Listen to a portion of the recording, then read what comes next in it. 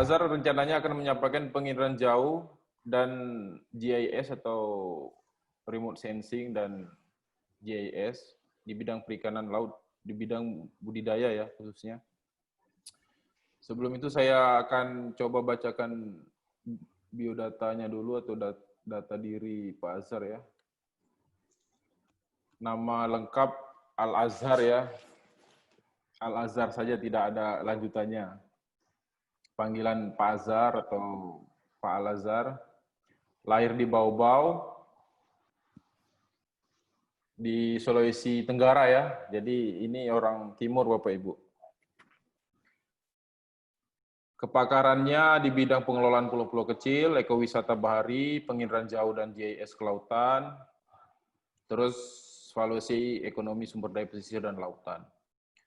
Sekarang berafiliasi di LP3TK KPTK, UPT Kementerian Pendidikan dan Kebudayaan, dengan jabatan Widya Suara. Menjabat Widya Suara sudah sekitar 1 tahun 5 bulan. Jadi sebelumnya sempat menjadi staf di LP3TK KPTK ya. Kami sama masuknya sekitar tahun 2015. Untuk riwayat pendidikan, Pak Azhar sekolah menambahkan sekolah menengah atas di Bau-Bau, kemudian melanjutkan pendidikan sarjana di Unhas ya ini, di jurusan perikanan. S2, S3-nya di Institut Pertanian Bogor, di SPL ya, pengelolaan sumber daya pesisir dan lautan. Senior saya juga ini.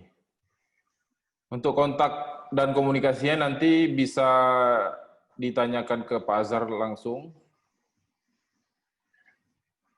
Beberapa publikasi sudah diterbitkan oleh Dr. Al-Azhar,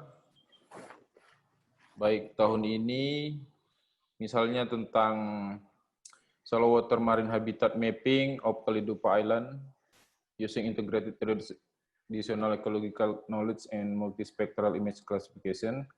Ini mix ya mungkin dengan ilmu remote sensing dan survei terhadap masyarakat sekitar ya. Terus ada juga tentang habitat change detection di lokasi yang sama, menggunakan multitemporal dan citra ya. Mungkin bisa dijelaskan juga sama Pak Azhar nanti. Terbit di jurnal Ilmu Teknologi Kelautan Tropis, kemudian di IOP juga, berarti ini hasil konferensi ya, seperti Ibu Nopi tadi. Baiklah, langsung saja kepada Pak Azhar, saya persilakan. Pak Al-Azhar. Ya, terima kasih Bapak Singgi, Bapak Moderator, pada sesi berbagi hari ini atas kesempatannya. Yang terhormat Bapak Yopi Sofyan selaku Kepala Seksi Peningkatan Kompetensi LP3TK KPTK. Yang saya hormati juga Ibu Nopi pada pembicara berbagi hari ini, dan Singgi Afifah Putra sebagai moderator, dan Bapak Ibu peserta yang saya hormati dan saya banggakan. Assalamualaikum warahmatullahi wabarakatuh. Salam sejahtera buat kita semua. Semoga kita masih dalam keadaan sehat walafiat, walaupun di tengah pandemi COVID-19 ini kita tetap beraktivitas dan tetap melakukan hal-hal yang positif. Baiklah Bapak Ibu, perkenalkan dulu, nama saya Al-Azhar, sebenarnya sudah diperkenalkan sama Pak Moderator Pak Sigi. Saya sekarang sebagai WDSW pertama di LP3TK KPTK, Kementerian Pendidikan dan Kebudayaan. Topik yang saya angkat pada berbagi hari ini yaitu pemanfaatan penginderaan jauh dan sistem informasi geografis untuk budidaya perikanan.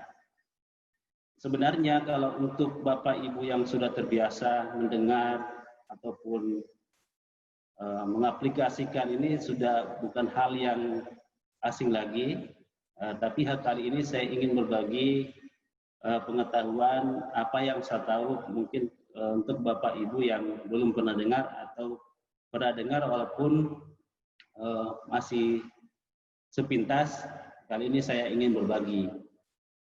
Sebenarnya untuk pemanfaatan penginderaan jauh dan sistem informasi geografis ini sangat signifikan untuk pemanfaatan untuk budidaya, baik dari tahap perencanaan, kemudian tahap pengelolaan maupun pemantauan dalam usaha ataupun kegiatan budidaya perikanan. Nah, sebelumnya saya ingin buat Bapak Ibu yang belum pernah dengar, apa sih itu penginderaan jauh? Penginderaan jauh adalah ilmu dalam mendapatkan dan mengumpulkan informasi mengenai suatu objek tanpa menyentuh atau berkontak fisik langsung dengan objek tersebut. Objek tersebut tentunya objek yang berada di permukaan bumi.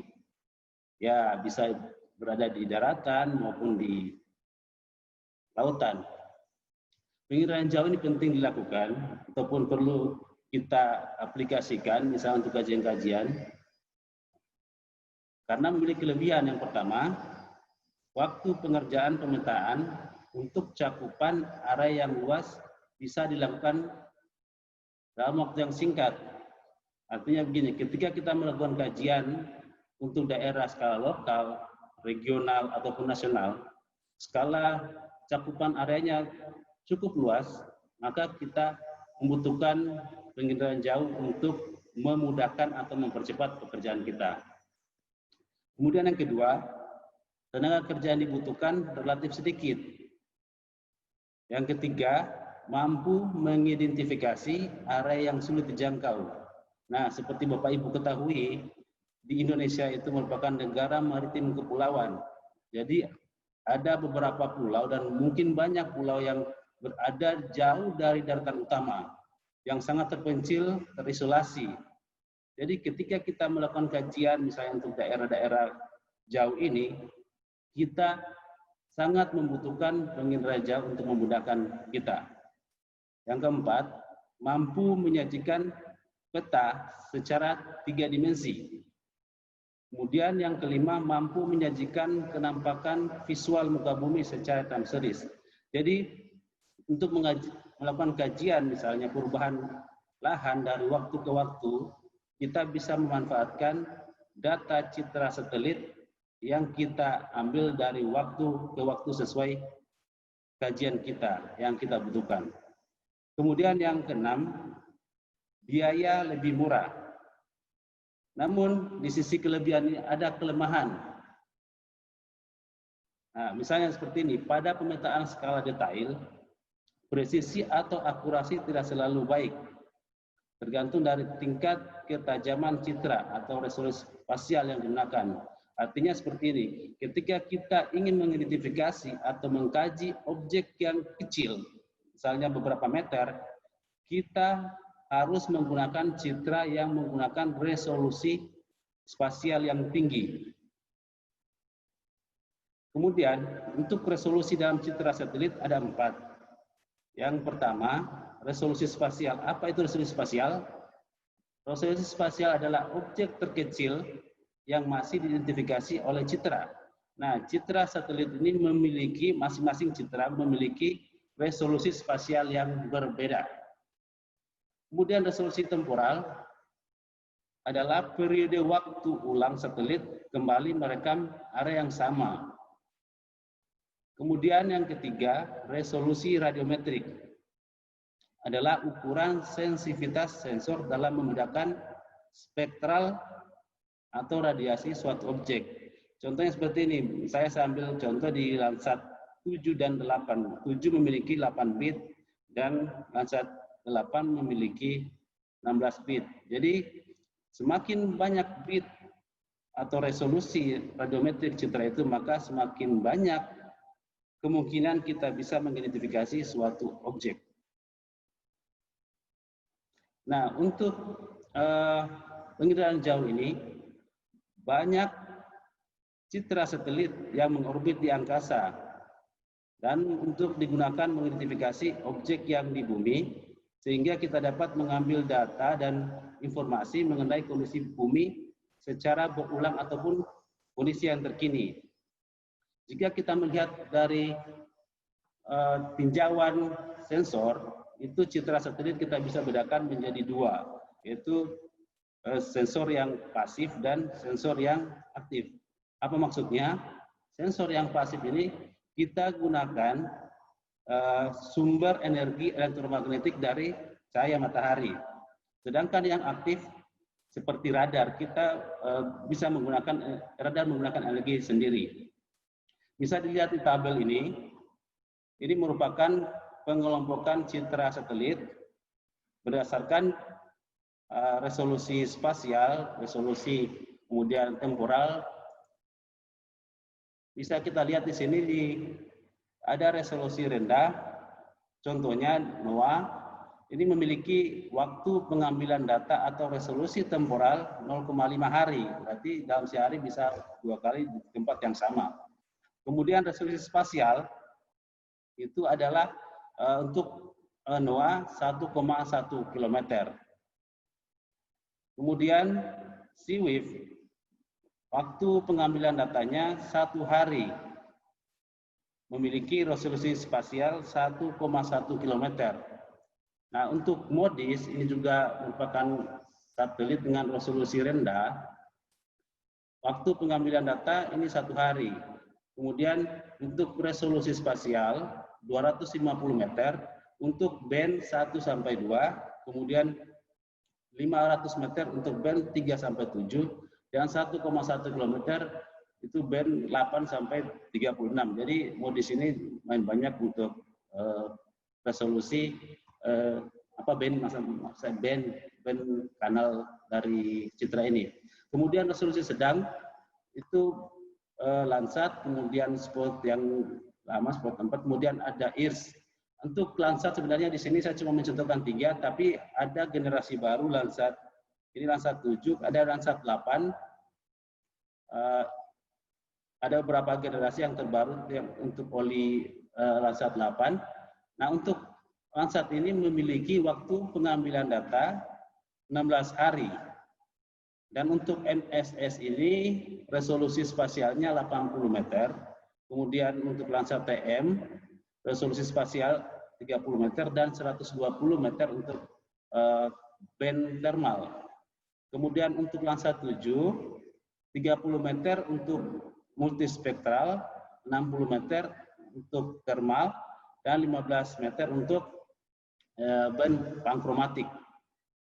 Nah, spot juga sebenarnya ada juga spot yang berresolusi spasial yang tinggi. Spot yang generasi baru yang 67 itu sudah merupakan citra resolusi tinggi.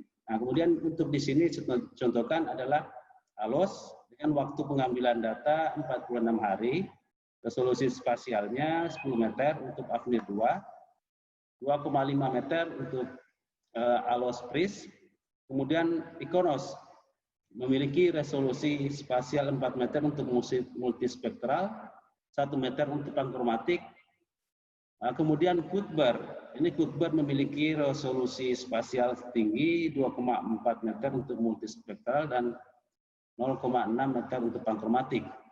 Nah, untuk sensor aktif itu RadarSat, waktu pengambilan data 3 hari dan resolusi spasial 25 meter.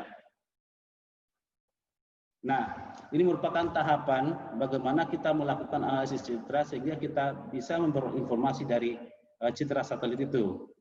Yang pertama, kita harus menentukan topik kajian kita. Apa sih tujuan kita untuk kajian ini? Kemudian pengumpulan data. Yang ketiga, analisis data. Yang keempat, hasil analisis. Untuk pemilihan data penginderaan jauh ini harus disesuaikan dengan topik kajian yang akan kita laksanakan karena berhubungan erat dengan pengumpulan data di lapangan.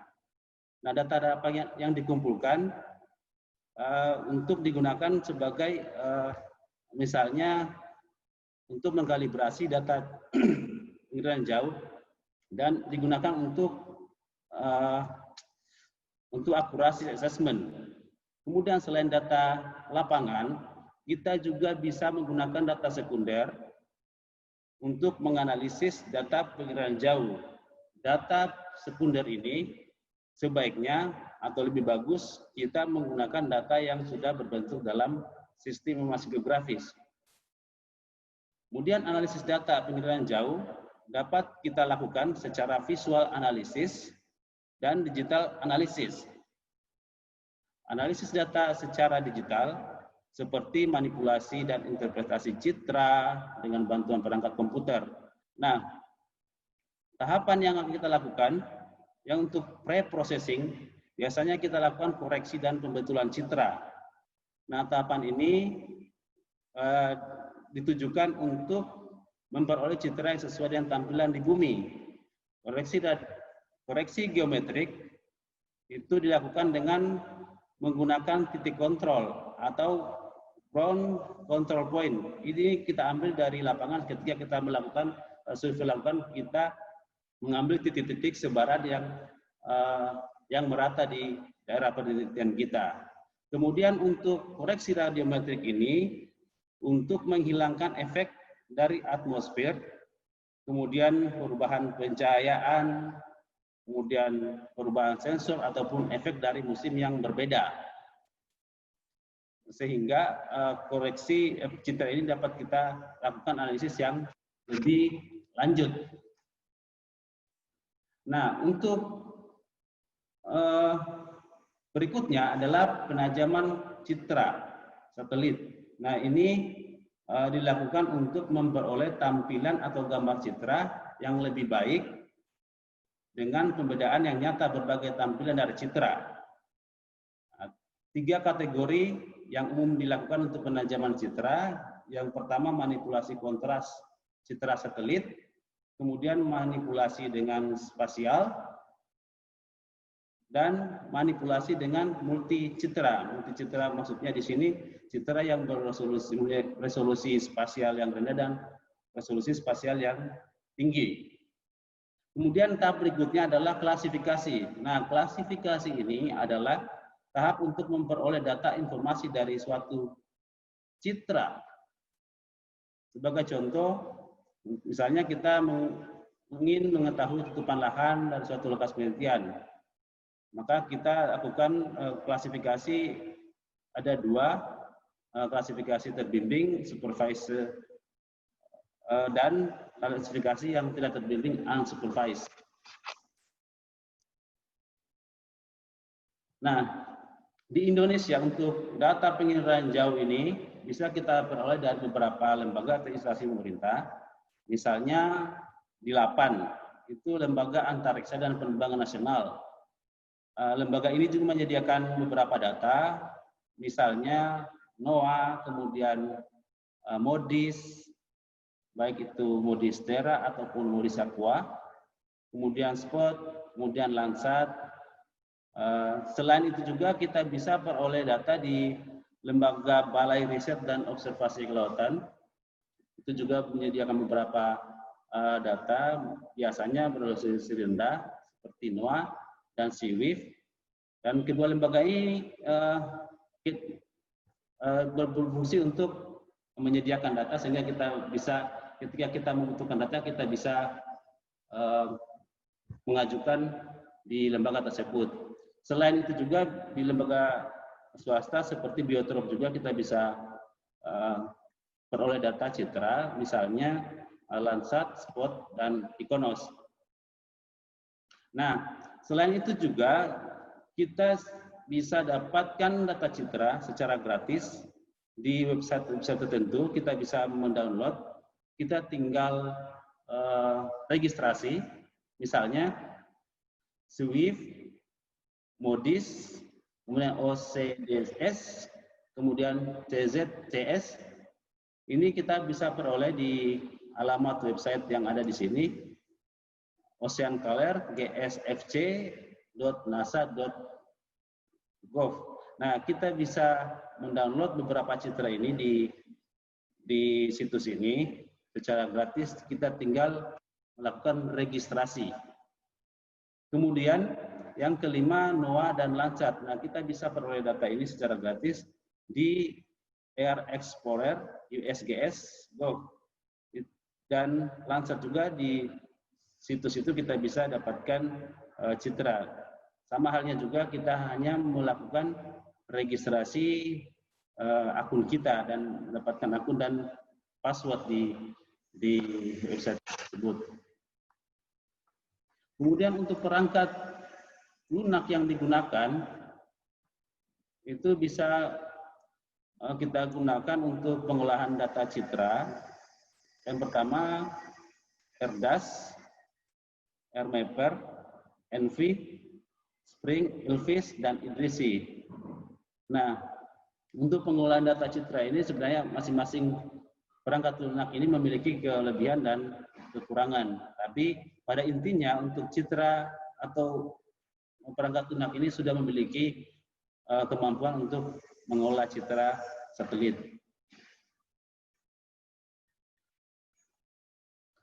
Nah, untuk data sistem informasi geografis ini bisa terdiri atas dua macam data, dua jenis data, yaitu data raster dan data vektor. Data vektor bisa kita lihat seperti ini, misalnya elevasi, kemudian land usage, penggunaan lahan. Nah, seperti ini kalau misalnya kita menggunakan data raster, maka seperti ini Bapak Ibu gambar yang ada sebelah kanan, itu raster data model berupa piksel-piksel atau grid-grid. Jadi ketika kita menggunakan citra satelit yang beresolusi tinggi, maka grid-grid ini ukurannya kecil. Misalnya tadi Ikonos, maka piksel-pikselnya ini kecil, sehingga bisa mengidentifikasi objek-objek yang kecil. Beda sama misalnya kita menggunakan MODIS. Citra MODIS dalam piksel-piksel ini bisa berukuran 1,1 km kali 1,1 km. Nah, untuk data vektor bisa dilihat di sini, bisa berupa titik, kemudian bisa berupa garis. Ini misalnya untuk penerapannya seperti jalan ataupun sungai ataupun yang lain. Nah, kemudian yang ketiga berupa poligon. Nah, misalnya ini ada area-area misalnya budidaya, area penangkapan, dan area-area yang lain, misalnya daerah pertanian dan sumber daya yang lain.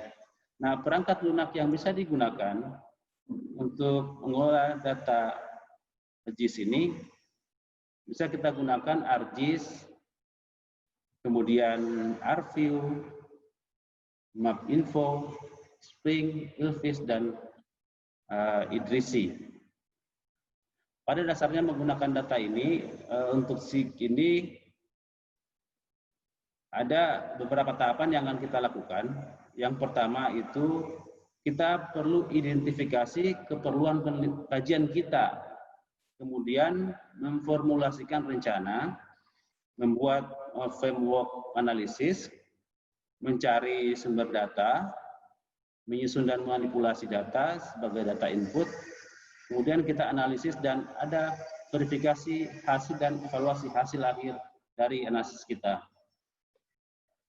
Nah, ini contoh penerapan penginderaan jauh dan GIS dalam budidaya. Ini saya kutip dari paper dari Radiarta 2008. Pada umumnya untuk penerapan penginderaan jauh dan sistem informasi geografis untuk budidaya, yang pertama kita bisa gunakan untuk pemetaan perubahan lahan budidaya perikanan.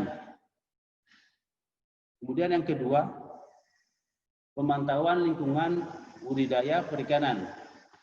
Kemudian yang ketiga, pemetaan kelayakan lahan untuk budidaya perikanan. Nah, seperti ini contohnya Bapak Ibu, banyak kajian-kajian yang sudah dilaksanakan, ini beberapa yang dikutip. Misalnya saja di lokasi studi di Sinaloa, Meksiko, ini menggunakan citra Landsat. Kemudian perangkat lunak yang digunakan adalah Idrisi. Ini dilakukan oleh Alonso Perez tahun 2003. Sebenarnya untuk Bapak Ibu yang sudah terbiasa dan mendengar sudah tidak asing lagi. Kemudian lokasi berikutnya di Filipina, ini menggunakan citra satelit dengan radar. Nah, perangkat lunak yang digunakan adalah ARView. Ini dilakukan oleh Travaglia et al. 2004.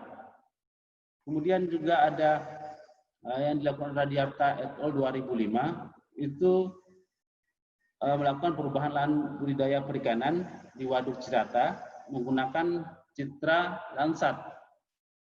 Kemudian di Taiwan menggunakan Aster, ini menggunakan perangkat lunak dengan ARGIS. Ini dilakukan oleh Tsai et al. 2006. Kemudian berikutnya di India juga menggunakan Landsat dan IRS. Ini pengolahan datanya menggunakan ERDAS. Ini contoh dari penelitian Ramasubramanian et al. Kemudian berikutnya di India juga menggunakan data IRS. Kenapa India? Karena IRS ini punya citra satelit punya India. Kemudian perangkat lunak yang digunakan ARGIS. Ini dilakukan oleh Jayanti et al. 2006. Kemudian di Vietnam ini menggunakan citra satelit SPOT. Perangkat lunak yang digunakan adalah ARView dan ENVI. Selain itu juga pada tahun 2007 juga Radiarta et al. 2007 ini menggunakan citra Landsat untuk menganalisis perubahan luasan lahan tambak di Karawang. Itu di pantai utara Jawa. Mereka menemukan bahwa perubahan lahan tambak cukup besar di daerah tersebut, mencapai 8.022 hektar selama waktu 1989 sampai 2004. Ini salah satu contoh juga yang dilakukan oleh Tsai et al. 2006. Ini melakukan kajian bagaimana perubahan luas area budidaya perikanan di Taiwan. Kemudian berikutnya, ini merupakan contoh penerapan pengendalian jauh dan sistem informasi geografis dalam budidaya perikanan untuk pemantauan lingkungan budidaya perikanan. Nah, contoh di sini cuma diadakan atau diidentifikasi klorofil pada suatu perairan. Dan yang kedua, tingkat kecerahan. Bisa dilihat Bapak Ibu di sebelah kiri ini merupakan gambar atau hasil analisis dari konsentrasi klorofil di suatu perairan. Bisa dilihat di sini, ini merupakan range kandungan atau konsentrasi klorofil di perairan tersebut. Berkisar dari 2 mg per meter kubik sampai sekitar 10 mg per meter kubik. Kemudian untuk kedalaman, ini kedalaman menggunakan alat di lapangan sejenis diukur, kemudian diaplikasikan di citra untuk data untuk supervise klasifikasinya. Nah, di sini sehingga mendapatkan hasil kisaran dari kedalaman itu dari 3 sampai 10 meter. Nah, ini sebenarnya juga sudah banyak dilakukan oleh beberapa penelitian, kajian. Misalnya saja di Italia ini menggunakan citra satelit Landsat. Ini parameter yang dilihat klorofil, kemudian SDT ini sekidis transparansi, kemudian temperatur ini dilakukan oleh Giardino et al. 2001. Kemudian yang berikutnya Minnesota, itu menggunakan citra satelit IKONOS, melihat sekidis transparansi, itu dilakukan oleh Sawaya et al. 2003. Kemudian di Michigan Island Lake ini menggunakan Landsat ETM, itu mengukur atau melihat kandungan klorofil A dan sekidis transparansi, dilakukan oleh Fuller et al. 2004. Kemudian di Hong Kong juga melakukan analisis dengan citra satelit TM, Landsat TM, untuk melihat turbidity, TSS, dan klorofil A. Kemudian di New York Harbor menggunakan Landsat TM dan MODIS. Ini mengidentifikasi parameter SCD dan klorofil A. Kemudian berikutnya di Argentina juga melakukan analisis dengan menggunakan citra satelit Landsat TM dan ETM. Itu melihat SDT dan turbidity. Nah, untuk contoh pemetaan kelayakan lahan untuk budidaya perikanan, ini dilakukan oleh Giap et al. 2000.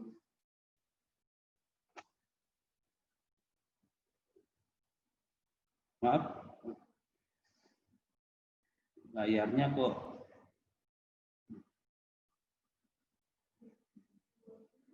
airnya buram ya? Matikan itunya Pak Azhar. Coba di stop dulu sharing ulang.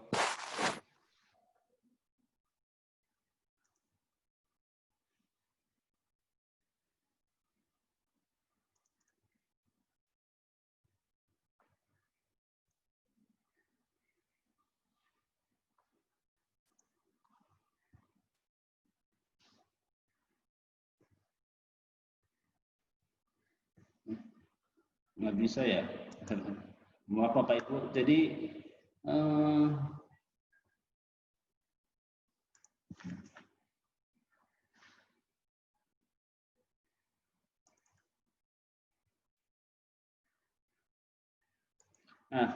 lanjut Bapak Ibu. Ini merupakan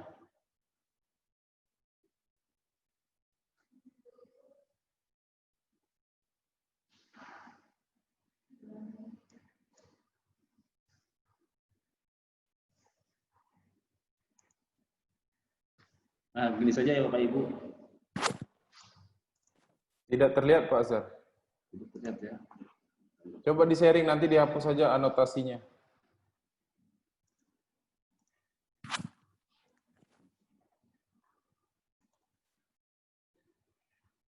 Terlihat? Ya, terlihat.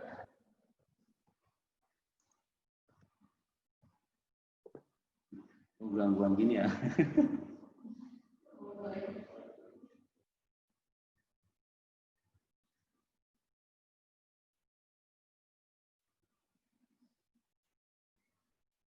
Ada gangguan teknis Bapak Ibu.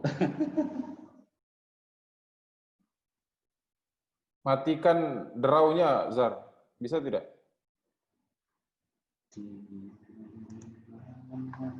Di anotasi itu.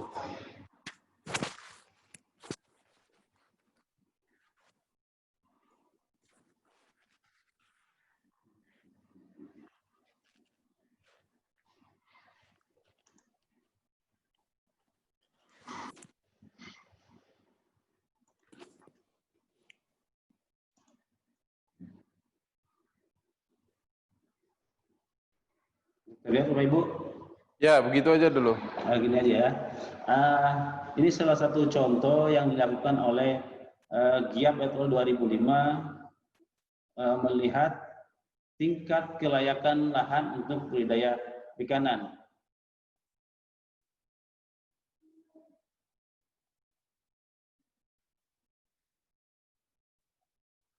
Nah, parameter-parameter yang mereka lihat, ada 13 parameter, kemudian disusun menjadi, disederhanakan menjadi 4 parameter. Yang pertama, bagaimana konstruksi kolam yang potensial. Kemudian, bagaimana kualitas air, kualitas tanah. Kemudian, ketersediaan air dan sosial ekonomi faktor infrastruktur yang ada di lokasi tersebut. Nah, bisa dilihat di gambar ini, misalnya parameter untuk konstruksi kolam akan dibagi beberapa kelas. Misalnya sangat cocok atau sangat layak, kemudian layak, yang berikutnya layak tapi bersyarat ketika misalnya harus ada treatment tertentu. Sama halnya juga dengan parameter lain seperti kualitas tanah, Kemudian juga ketersediaan air bisa dikelas-kelaskan menjadi beberapa kelas yang sangat layak, kemudian layak, Jangan dan gunakan mouse-nya Pak Azhar. terakhir yang tidak layak. Nah, kemudian dari parameter-parameter ini kemudian diadakan analisis sehingga kita dapatkan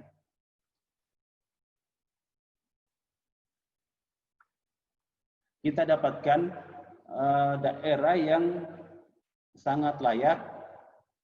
Misalnya warna hijau tua ini merupakan daerah yang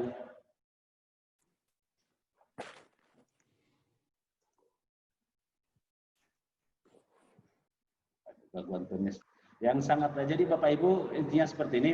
Kalau kita melakukan analisis kelayakan, jadi kita menyusun parameter-parameter yang akan kita bangun. Misalnya untuk budidaya tambak udang, misalnya kita lihat parameter-parameter hidup dari suatu objek tersebut, misalnya udang itu. Kemudian kita melihat untuk misalnya untuk analisis kesesuaian lahan untuk KJA, maka kita harus melihat parameter-parameter hidup atau kualitas perairan dari KJA itu, sehingga kita bisa tentukan mana yang sangat cocok, yang layak, dan yang layak bersyarat dan tidak cocok. Mungkin seperti itu Bapak Ibu. Gangguan teknis, terima kasih. Assalamualaikum warahmatullahi wabarakatuh. Saya kembalikan ke Pak Singgi. Waalaikumsalam. Terima kasih Pak Azhar sharingnya. Ada gangguan teknis sedikit tadi. Kami mohon maaf. Mungkin anotasi di share screen-nya Pak Azhar aktif tadi, makanya ada drawing-drawingnya seperti itu. Tapi tidak apa-apa. Saya harap para peserta dapat menangkap apa yang disampaikan oleh Pak Azhar. Menarik sekali tentang penerapan teknologi Indraja dan GIS ya.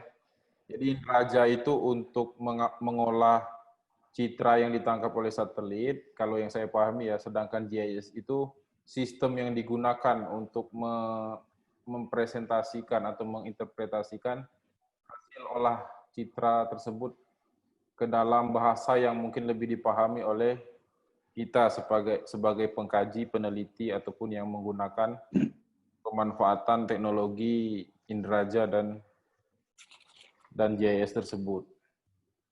Terima kasih Pak Azhar, mari kita berikan aplaus kepada beliau.